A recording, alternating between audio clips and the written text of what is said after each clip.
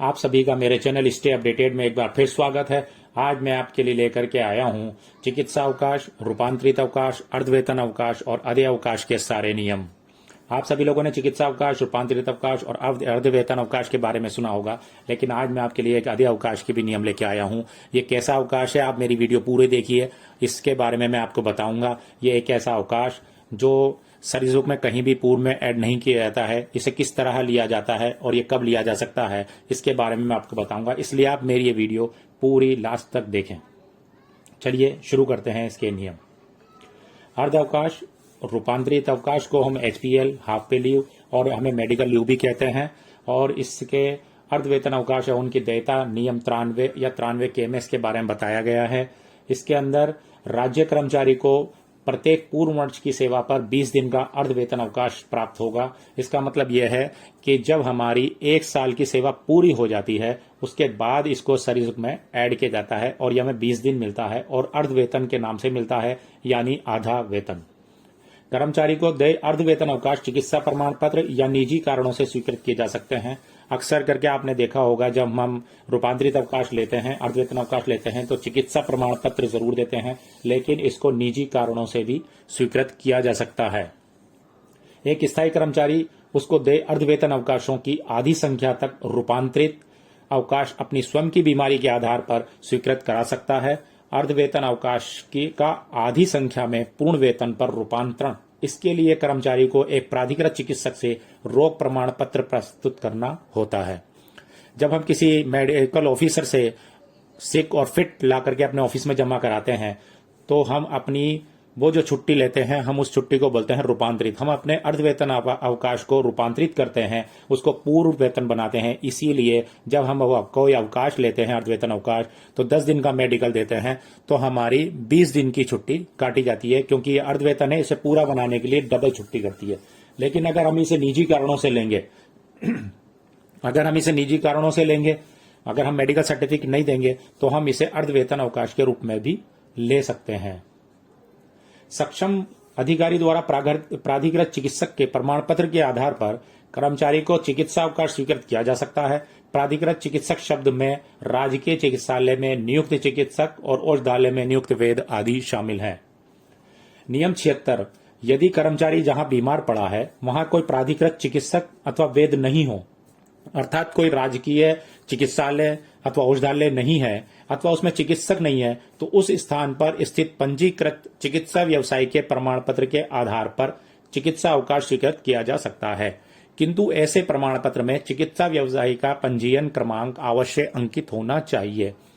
अर्थात आप ऐसी जगह बीमार हो जाते हैं जहां पर कोई गवर्नमेंट हॉस्पिटल, गवर्नमेंट औषधालय, आयुर्वेद का, यूनानी का, होम्यो का, एलोपैथी का नहीं है, तो उस जगह पर आप जो प्राइवेट प्रैक्टिस करने वाले मेडिकल ऑफिसर है, उनसे भी रोग प्रमाण पत्र ले सकते हैं। या कोई ऐसा औषधालय किसी गांव में है, आप वहां पे कोई आयुर्वेद औषधालय, कोई ऐसा औषधालय है, लेकिन वहां पे कोई चिकित्सक पोस्टेड नहीं है, तो वहां भी आप प्राइवेट मेडिकल ऑफिसर से सर्टिफिकेट ले सकते हैं। उसके अंदर उसका पंजीयन नंबर लिखवाना जरूरी है।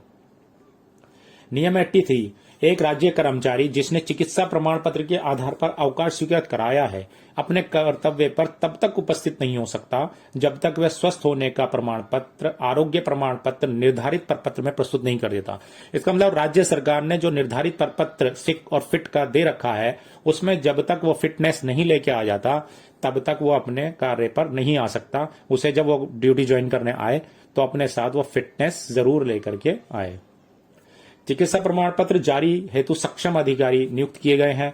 चिकित्सा विभाग के आदेश क्रमांक पे 1625 M ग्रुप 194 दिनांक 8/1/98 द्वारा विभिन्न अवधि के लिए चिकित्सा अवकाश हेतु चिकित्सा अधिकारी निम्न प्रकार प्राधिकृत किए गए हैं। एलोपैथी ने अपने कुछ अधिकारियों को प्राधिकृत किया है कि कौन कौन अधिकारी कितने कितने दिन का मेडिकल दे सकते हैं। किसी बहिरंग रोगी यानी आउटडोर पेशेंट को अधिकतम 15 दिन की अवधि हेतु चिकित्सा प्रमाण पत्र किसी भी चिकित्सा अधिकारी द्वारा जारी किया जा सकेगा। और 30 दिन तक का चिकित्सा प्रमाण पत्र वरिष्ठ चिकित्सा अधिकारी, कनिष्ठ विशेषज्ञ, सहायक आचार्य अथवा इसके ऊपर के जो भी अधिकारी है, वो सक्षम है देने के लिए। अगर 45 दिन तक का मेडिकल चाहिए, तो वरिष्ठ विशेषज्ञ PMO और एसोसिएट प्रोफेसर या प्रोफेसर, ये 3 जने जो हैं, इसको 45 दिन का मेडिकल सर्टिफिकेट दे सकते हैं अगर चिकित्सा प्रमाण पत्र 45 दिन का वरिष्ठ चिकित्सा अधिकारी, कनिष्ठ विशेषज्ञ, सहायक आचार्य और ये लोग अगर देते हैं तो उसके लिए इस प्रमाण पत्र को मुख्य चिकित्सा एवं स्वास्थ्य अधिकारी से प्रमाणित कराया जाएगा। अगर ये लोग मेडिकल सर्टिफिकेट दे देते हैं और हम मुख्य चिकित्सा अधिकारी से उसे प्रमाणित करा लेते हैं तो ये लोग जो 30 दिन का देने का अधिकार रखते हैं वो भी 45 दिन का सर्टिफिकेट दे सकते हैं। 45 दिवस से अधिक अवधि हेतु अगर चिकित्सा प्रमाण पत्र लेना है तो वो केवल मेडिकल बोर्ड ही देगा। अनुमोदित निजी चिकित्सालय के चिकित्सक चिकित्सा प्रमाण पत्र जारी करने हेतु निम्नानुसार अधिकृत है। 15 दिवस के लिए चिकित्सा परामर्शदाता, 30 दिवस के लिए वरिष्ठ चिकित्सा परामर्शदाता, 45 दिन के लिए वरिष्ठ विशेषज्ञ और 45 दिवस से अधिक के लिए मेडिकल बोर्ड। चिकित्सा प्रमाण पत्र हेतु सक्षम आयुर्वेद अधिकारी। किसी बहिरंग रोगी को चिकित्सक 15 दिन की अवधि के लिए, कोई भी बहिरंग रोगी है तो आयुर्वेद चिकित्सक 15 दिन का उसे रोग प्रमाण पत्र दे सकता है। 15 दिवस के पश्चात पुनः 7 दिन की अवधि के लिए विभागीय चिकित्सक सक्षम होगा। 29 दिवस से 45 दिन की अवधि के लिए रोग प्रमाण पत्र ए श्रेणी चिकित्सालय के वरिष्ठ चिकित्सक, जिला आयुर्वेद अधिकारी, सहायक निदेशक और समकक्ष अधिकारी अथवा अन्य उच्च अधिकारी द्वारा जारी किया जाएगा, जिसमें मूल अवधि भी शामिल होगी। 45 दिवस से अधिक अवधि के लिए चिकित्सा प्रमाण पत्र स्वास्थ्य परीक्षण समिति मेडिकल बोर्ड आयुर्वेद द्वारा दिया जा सकता है। स्वास्थ्य परीक्षण समिति में निम्नलिखित सदस्य होंगे: जिला आयुर्वेद अधिकारी, सहायक निदेशक, प्रभारी रसायनशालाएं अथवा समकक्ष अधिकारी एवं अन्य उच्च अधिकारी आयुर्वेद। दूसरा, संबंधित जिले स्थित ए श्रेणी चिकित्सालय का वरिष्ठ चिकित्सक संयोजक और 2 चिकित्सक अध्यक्ष की सहमति से। आवश्यकता होने पर महिला चिकित्सक सदस्य भी ली जा सकती है। अंतरंग रोगी के संबंध में 30 दिन से अधिक के चिकित्सा प्रमाण पत्र हेतु आयुर्वेद ए श्रेणी चिकित्सालय के प्रभारी के प्रति हस्ताक्षर अवश्य होंगे, अगर कोई इंडोर पेशेंट है तो। होम्योपैथी चिकित्सक 15 दिन के लिए चिकित्सा प्रमाण पत्र दे सकते हैं। रूपांतरित अवकाश स्वीकृत करने की कुछ शर्तें हैं। रूपांतरित अवकाश, कर्मचारी को रूपांतरित अवकाश स्वीकृत करने पर उसके अवकाश लेखों से दुगनी संख्या में अर्धवेतन अवकाश घटा दिए जाएंगे। अगर आपने 5 दिन का मेडिकल लिया है तो आपके 10 दिन के अर्धवेतन अवकाश काट लिए जाएंगे। अवकाश स्वीकृतकर्ता अधिकारी को इस बात से संतुष्ट होना चाहिए कि अवकाश समाप्ति पर उस कर्मचारी की सेवा पर 100% उपस्थिति होने की पूर्ण संभावना है। देय अर्धवेतन अवकाशों में से 180 दिन तक के अर्धवेतन अवकाशों को एक समय में चिकित्सक के प्रमाण पत्र के बिना सार्वजनिक हित में अनुमोदित पाठ्यक्रम के लिए रूपांतरित अवकाशों के रूप में स्वीकृत किया जा सकता है। अदेय अवकाश, इसको बोलते हैं लीव नॉट ड्यू, नियम 93(3). यह ऐसा अवकाश है, अदेय अवकाश स्वीकृत करने वाला प्राधिकारी संतुष्ट हो कि वह कर्मचारी अदेय अवकाशों की समाप्ति के बाद सेवा पर पुनः उपस्थित हो जाएगा। यह अवकाश जो है हमारी सेवा पंजिका में ऐड हुआ नहीं होता है।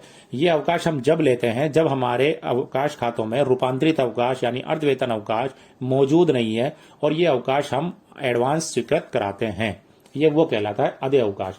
अदेय अवकाशों की संख्या उस अनुमानित संख्या तक ही होनी चाहिए जो कर्मचारी द्वारा अवकाश से लौटकर अर्धवेतन अवकाश के रूप में अर्जित की जा सके।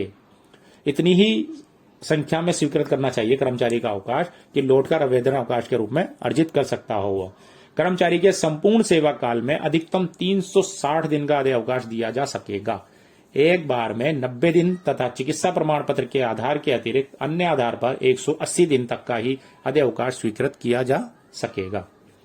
अदेय अवकाश कर्मचारी के अर्धवेतन अवकाश के खाते में डेबिट किए जाएंगे तथा उन्हें कर्मचारी द्वारा भविष्य में अर्जित किए जाने वाले अर्धवेतन अवकाश से समायोजित किया जाएगा। जो हमने अदेय अवकाश लिया है वो हमारे अर्धवेतन अवकाश वाला जो कॉलम है सर्विस में उसमें एंट्री कर दी जाएगी ऑफिस द्वारा, और जब हम अर्धवेतन अवकाश हमारा साल भर होने के बाद जुड़ेगा तो वो उसमें से माइनस होते रहेंगे क्योंकि हमने ये एडवांस ली है।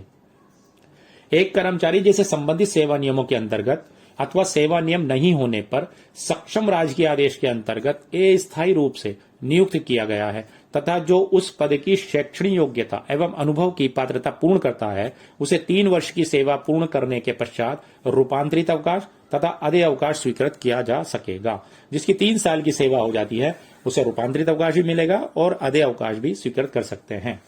यदि किसी कर्मचारी को रूपांतरित अवकाश अथवा अदेय अवकाश स्वीकृत किया गया हो और उसकी सेवा में रहते हुए मृत्यु हो जाए अथवा उसे राजस्थान सिविल सेवा पेंशन नियम 1996 के नियम 35 के अंतर्गत असमर्थता के आधार पर सेवानिवृत्त कर दिया जाए तो अवकाश वेतन संबंधी कोई वसूली नहीं होगी। अगर किसी कर्मचारी का आधे अवकाश स्वीकृत कर रखा है एडवांस में ही, उसके खाते में अवकाश नहीं है, उसे आधे अवकाश दे दिया और उस दौरान उसकी मृत्यु हो जाती है या वो असमर्थता के कारण उसे सरकार सेवानिवृत्त कर देती है, तो ऐसी स्थिति में उससे कोई वसूली नहीं की जाएगी।